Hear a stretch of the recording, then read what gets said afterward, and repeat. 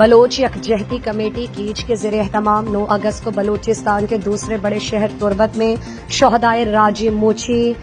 کے شہید حمدان بلوچ، نصیر بلوچ اور اصغر بلوچ کی یاد میں جلسہ عام منعقد ہوا۔ بلوچ یکجہتی کمیٹی کے مرکزی آرگنائزر ڈاکٹر مہارنگ بلوچ نے لاکھوں لوگوں سے حلف لیا۔ جلسہ عام سے ڈاکٹر مہارنگ بلوچ سمیع دین بلوچ اور صبغت اللہ بلوچ نے خطاب کیا، جبکہ اسٹیٹ سیکرٹری کے فرائض BYC کے مرکزی رہنما ڈاکٹر صبیحہ بلوچ نے سر انجام دی۔ جلسے کے دن موبائل فون نیٹ ورک اور انٹرنیٹ بند ہونے کے باوجود ایک ہی دن کے کال کے باوجود ہزاروں خواتین سمیت 1 لاکھ سے زائد مرد جمع تھے۔ اسٹیج پر گوادر کی بزرگ سیاسی شخصیت خواجہ اشرف حسین بلوچ، وسیم سفر، سیما بلوچ، مہذیب بلوچ، نجمہ بلوچ اور دیگر بھی تشریف فرما تھے۔ ڈاکٹر مہارنگ بلوچ نے کہا کہ بلوچ اور بلوچستان نے ظلم اور ناانصافی اور غلامی بہت سہ کر برداشت کر لیا۔ اب بلوچستان پر قبضے کے خلاف جدوجہد کے سوا کوئی راہ نہیں، جبکہ سمیع بلوچ نے کہا کہ ریاست ہمیں گوادر میں 6 گھنٹے کے لیے رہ کر جلسہ نہیں کرنے دیتا تھا،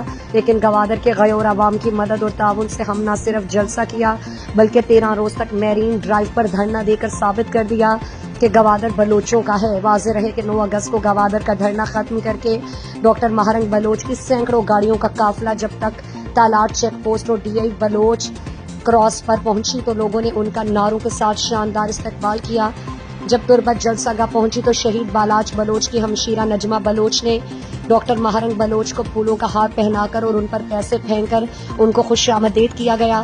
ساتھ ہی نعرے بازی کی گئی، جبکہ خواتین نے انہیں گلے لگا کر انتہائی عقیدت و احترام سے ان کا ہاتھ اور ماتھا چوما، ان کی جہد اور قربانیوں پر ان کو سلام پیش کی۔ انہوں نے رات کو تربت میں قیام کیا اور صبح 10 بجے تربت شہر سے علاقہ